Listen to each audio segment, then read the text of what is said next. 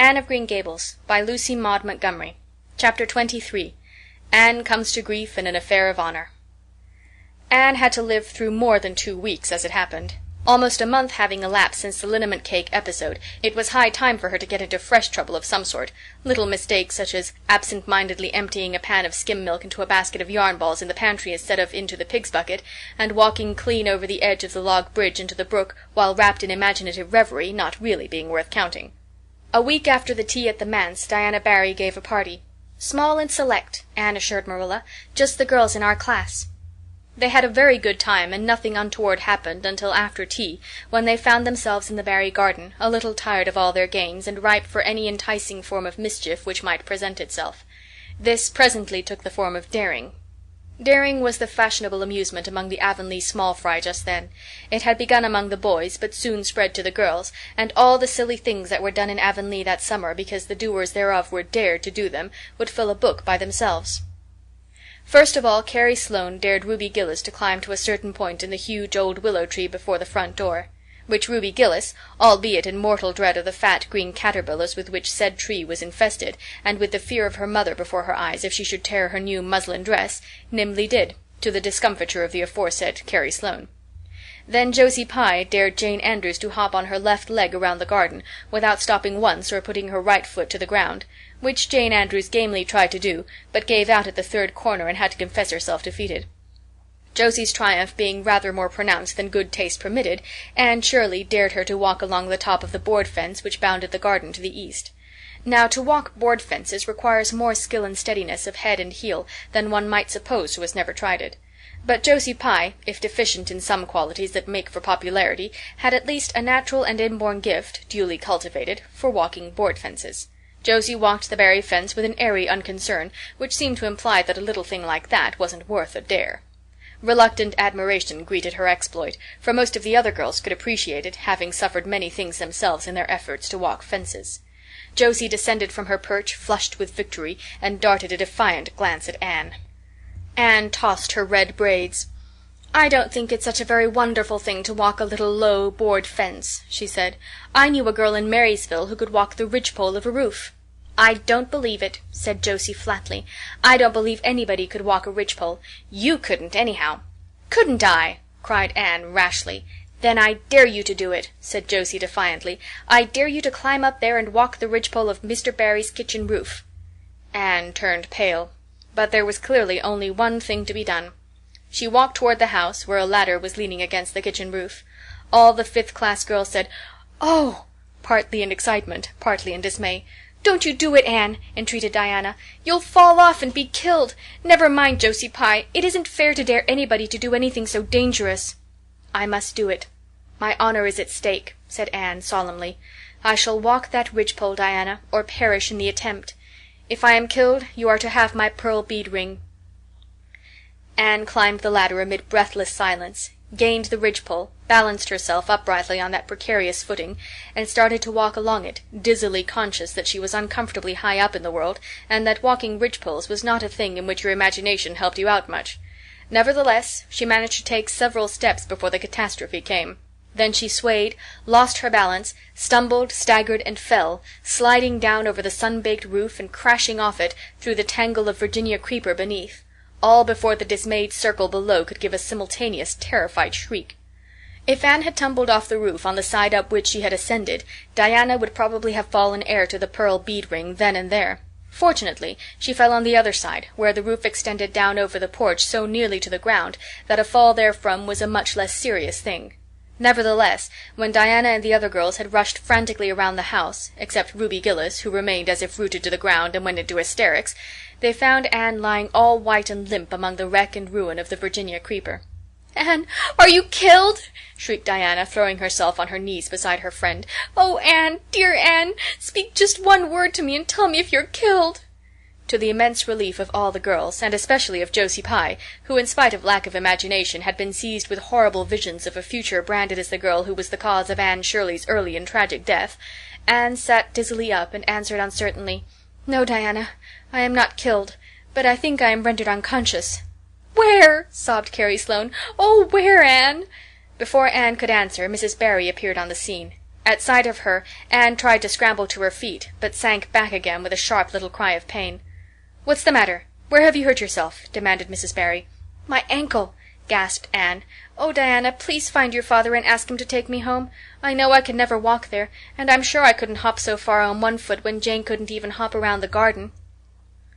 Marilla was out in the orchard picking a panful of summer apples when she saw Mr. Barry coming over the log bridge and up the slope, with Mrs. Barry beside him and a whole procession of little girls trailing after him. In his arms he carried Anne, whose head lay limply against his shoulder. At that moment Marilla had a revelation. In the sudden stab of fear that pierced her very heart, she realized what Anne had come to mean to her. She would have admitted that she liked Anne, nay, that she was very fond of Anne. But now she knew as she hurried wildly down the slope that Anne was dearer to her than anything else on earth. "Mr. Barry, what has happened to her?" she gasped, more white and shaken than the self-contained, sensible Marilla had been for many years. Anne herself answered, lifting her head.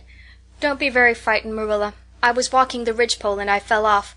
I expect I have sprained my ankle. But, Marilla, I might have broken my neck. Let us look on the bright side of things." "I might have known you'd go and do something of the sort when I let you go to that party," said Marilla, sharp and shrewish in her very relief. "Bring her in here, Mr. Barry, and lay her on the sofa. Mercy me, the child has gone and fainted." It was quite true. Overcome by the pain of her injury, Anne had one more of her wishes granted to her. She had fainted dead away. Matthew, hastily summoned from the harvest field, was straightway dispatched for the doctor, who in due time came, to discover that the injury was more serious than they had supposed. Anne's ankle was broken. That night, when Marilla went up to the east gable, where a white-faced girl was lying, a plaintive voice greeted her from the bed. "Aren't you very sorry for me, Marilla?" "It was your own fault," said Marilla, twitching down the blind and lighting a lamp. "And that is just why you should be sorry for me," said Anne. "Because the thought that it is all my fault is what makes it so hard. If I could blame it on anybody I would feel so much better. But what would you have done, Marilla, if you'd been dared to walk a ridgepole?" "I'd have stayed on good firm ground and let them dare away. Such absurdity," said Marilla. Anne sighed. "But you have such strength of mind, Marilla. I haven't. I just felt that I couldn't bear Josie Pye's scorn. She would have crowed over me all my life. And I think I've been punished so much that you needn't be very cross with me, Marilla. It's not a bit nice to faint after all. And the doctor hurt me dreadfully when he was setting my ankle.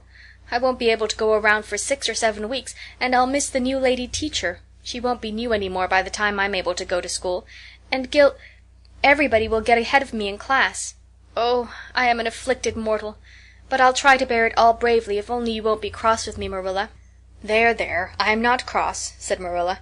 "You're an unlucky child, there's no doubt about that. But as you say, you'll have the suffering of it. Here now, try and eat some supper." "Isn't it fortunate I've got such an imagination?" said Anne. "It will help me through splendidly, I expect. What do people who haven't any imagination do when they break their bones, do you suppose, Marilla?"